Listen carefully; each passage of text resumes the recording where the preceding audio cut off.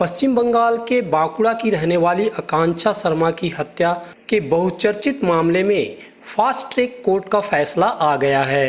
आशा के मुताबिक कोर्ट ने हत्या के अभियुक्त उदयन दास को आजीवन सजा सुनाई है।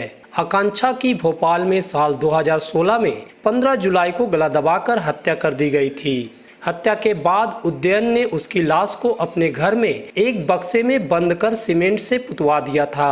बांकुड़ा पुलिस की जांच पड़ताल में यह खौफनाक घटना उजागर हुई थी। सरकारी वकील के मुताबिक बांकुड़ा फास्ट ट्रैक कोर्ट ने उदयन को आजीवन कारावास की सजा के साथ 20,000 रुपये की जुर्माना भी लगाया है।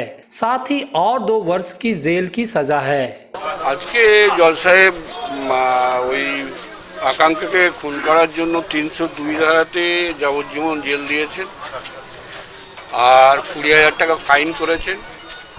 ওইটা যদি ফাইন যদি না দেয় তাহলে আরও 6 মাস জেল আর 201-এ 2 বছর সশ্রম কারাদণ্ড, 2,000 টাকা অনাদায়ে 1 মাস জেল। হ্যাঁ, এখানে তো আকাঙ্ক্ষারই ইয়েটা হয়েছিল, আকাঙ্ক্ষা শেষে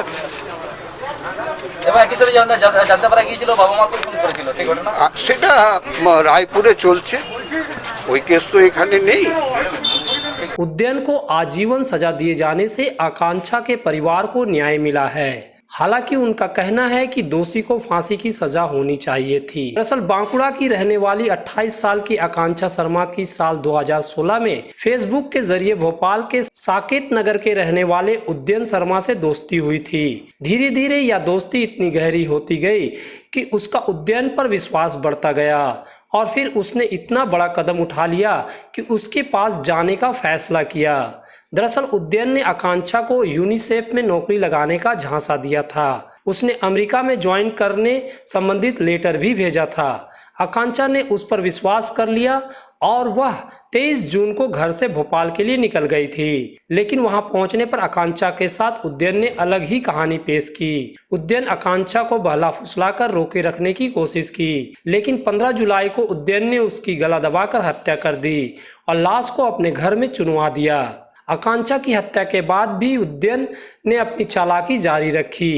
वह आकांक्षा के मोबाइल से उसके घर बांकुड़ा में मैसेज भेजता रहा कि वह अमेरिका पहुंच गई है। इस तरह वह कई महीनों तक आकांक्षा के माता पिता को गुमराह करता रहा, लेकिन फोन पर उससे बात नहीं होने से परिवार वालों को संदेह होने लगा। तब उन्होंने 5 सितंबर को बांकुड़ा सदर थाना में मिसिंग डायरी की। इसके बाद बांकुड़ा पुलिस ने जांच पड़ताल शुरू की तो हैरत अंगेज जानकारी मिली। आकांक्षा के मोबाइल के लोकेशन को ट्रैक कर पुलिस का पता चला कि मैसेज भोपाल से आ रहा है। पुलिस की एक टीम 1 फरवरी 2017 को भोपाल पहुंची और उदयन को धर दबोचा। कड़ी पूछताछ में उदयन ने सारा सच उगल दिया। भोपाल के साकेत नगर स्थित उदयन दास के घर से आकांक्षा का कंकाल बरामद हुआ, जो एक बक्से में बंद कर सीमेंट की बेदी बनाकर चुनवा दिया गया था। यह घटना न सिर्फ भोपाल बल्कि पूरे देश में चर्चा का विषय बन गया था।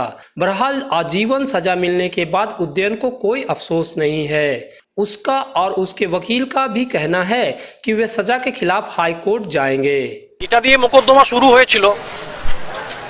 হুজুর আদালতের রায়ে এসে 364 অপহরণই প্রমাণিত হয়নি। সাজা ঘোষণা হয়েছে 302 হত্যা এবং তার সঙ্গে 201 তথ্য প্রমাণ লোপাটের জন্য। অপহরণের অভিযোগ যেটা প্রসিকিউশন তরফ থেকে আনা হয়েছিল, যেটা দিয়ে মোকদ্দমা শুরু, অপহরণের অভিযোগটি প্রমাণিত হয়নি। 302, 201-এ সাজা ঘোষণা করা হয়েছে। 302-এ লাইফ ইমপ্রিজনমেন্ট হয়েছে আর তার সঙ্গে 20,000 টাকা ফাইন ইন ডিফল্ট, 6 মাসের আরও সিম্পল ইমপ্রিজনমেন্ট, তার সঙ্গে 201 তথ্য প্রমাণ লোপাট, তার জন্য 2 বছরের সাজা হয়েছে এবং 2,000 টাকা জরিমানা দিতে না পারলে 2 মাসের সিম্পল ইমপ্রিজনমেন্ট। এইটুকুই বলবো। আর এরপরে আমরা আলোচনা করে পরবর্তী যা আইনি পদক্ষেপ নেওয়া যায়, যা পরবর্তী আইনি লড়াই করা যায়, সেটা উদয়ন দাস চেয়েছে করতে, সেই অনুযায়ী আমরা তার প্রস্তুতি নেব। আমার নাম অভিষেক বিশ্বাস। অবশ্যই অবশ্যই অবশ্যই বলছি যে শুধু কি আকাঙ্ক্ষা মামলারই ছিল? অবশ্যই, হ্যাঁ, এখানে খালি আকাঙ্ক্ষার হত্যা মামলারই বিচার চলছিল। पुलिस की पूछताछ में उद्यन शातिर हत्यारा निकला।